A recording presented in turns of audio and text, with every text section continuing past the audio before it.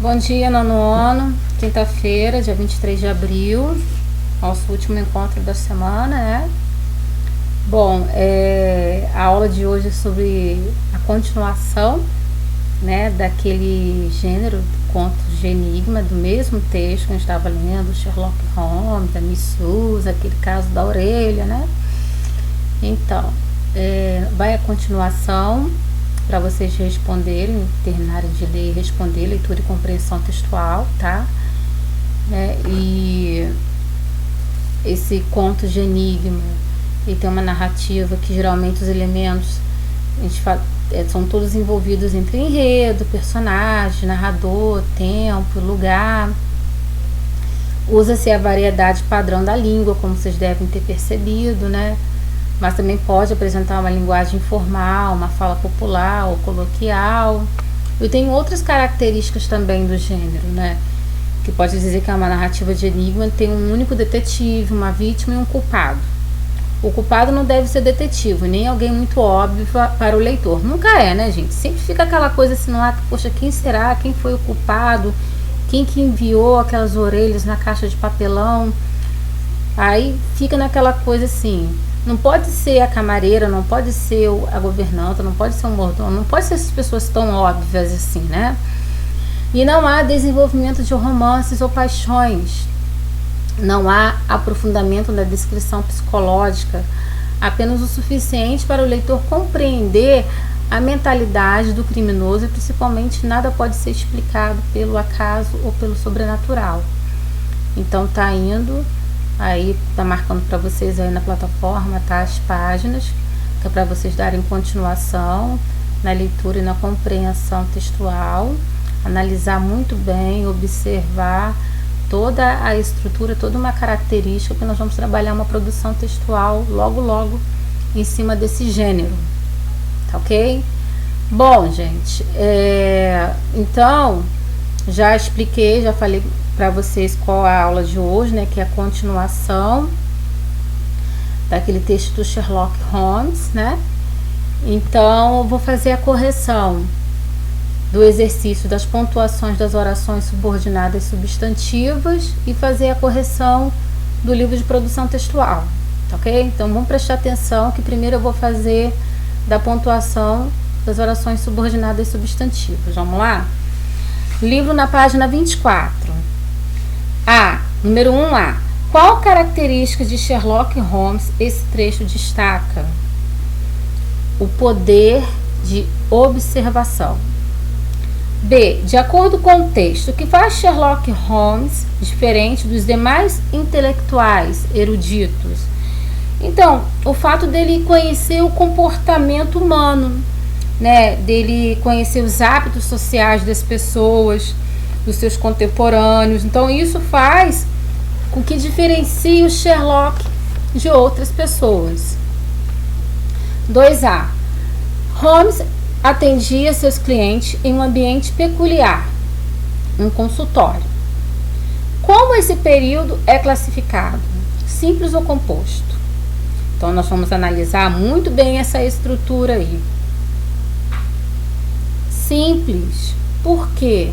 Porque eu tenho apenas um verbo, eu tenho apenas uma oração. Se eu tenho apenas uma oração, eu tenho um período simples.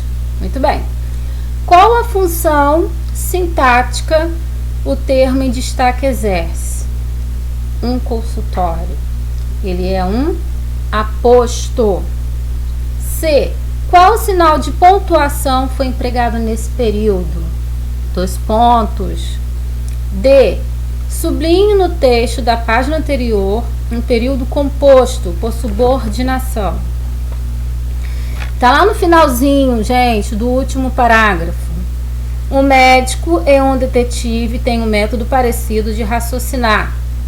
Ambos trabalham observando e cruzando pistas, eliminando possibilidades, propondo e testando hipóteses até localizar a origem do problema. Então, vocês vão sublinhar esse pedaço todo esse período.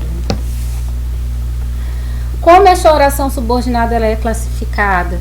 Se vocês prestarem muito bem atenção, vocês analisaram e perceberam que ela tem 2 pontos. Então eu a classifico como oração subordinada substantiva apositiva. Qual sinal de pontuação foi empregado entre a oração principal e a subordinada? 2 pontos. Por fim, a página 26. Vamos lá? Escreva a classificação das orações subordinadas em destaque nos períodos a seguir e em seguida assinale os períodos que estiverem pontuados corretamente. Então vamos lá. A primeira oração, na letra A, é uma oração subordinada substantiva objetiva direta. Na B, oração subordinada substantiva apositiva. E na C, oração subordinada substantiva objetiva direta. As únicas orações que estão pontuadas corretamente são as orações da B e da C, tá bom? 2. Reescreva o período do exercício anterior que não foi pontuado adequadamente. Então, a que não foi pontuada adequadamente foi a oração A. E como que vocês vão reescrevê-la? Retirando a vírgula. Acho que ele seja inocente. Então, vocês não vão colocar vírgula, porque eu não posso separar o sujeito do predicado, não posso separar a oração principal da oração subordinada, né? A única oração subordinada que tem a pontuação é somente a oração subordinada substantiva apositiva. Eu estou falando de uma oração subordinada objetiva direta, então ela não tem o uso da vírgula, não esqueça. Bom, gente, terminando aqui o módulo 2, a correção, nós vamos para o livro de produção textual. Eu vou terminar de fazer a correção do livro de produção textual, sabendo que vai ficar para vocês fazerem hoje, quinta-feira, a continuação do conto de Enigma e mais algumas atividades também no livro de produção de texto, tá ok? Então vamos fazer a correção. Livro Produção de Texto, página 15. A resposta: o personagem principal desse conto é o escritor Paulo Fernando. Cite as características psicológicas dele antes de ele ficar cego. Então ele é o quê? Ele era dedicado, ele era empenhado, ele era persistente.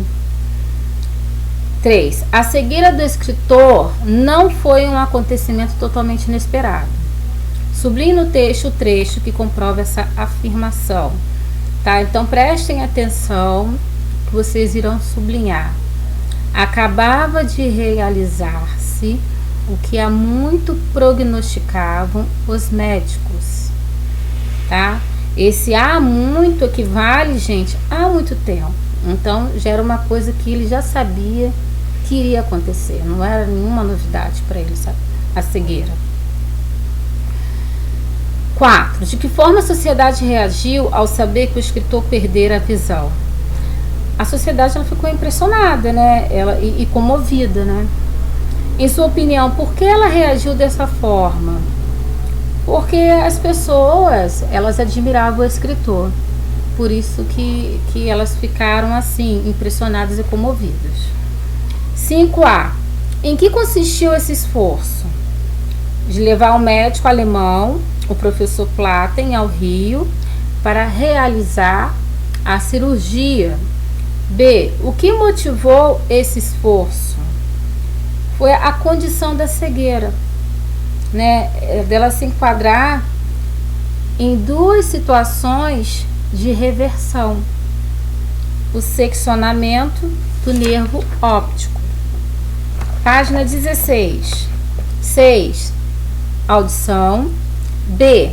Que palavras ou expressões empregadas sugerem esse sentido? Tilitando, gente, é a produção de um som metálico. É barulho, buzinavam, arrastar de uma vassoura, varrendo o pátio. 7. O que essa informação revela quanto ao comportamento do personagem até o dia da cirurgia? Revela, gente, que o personagem, ele não dormia bem. Ou simplesmente ele não dormia, né? Ele não conseguia descansar de tanta ansiedade, de tanto nervoso, de saber que ele seria submetido a uma cirurgia, né?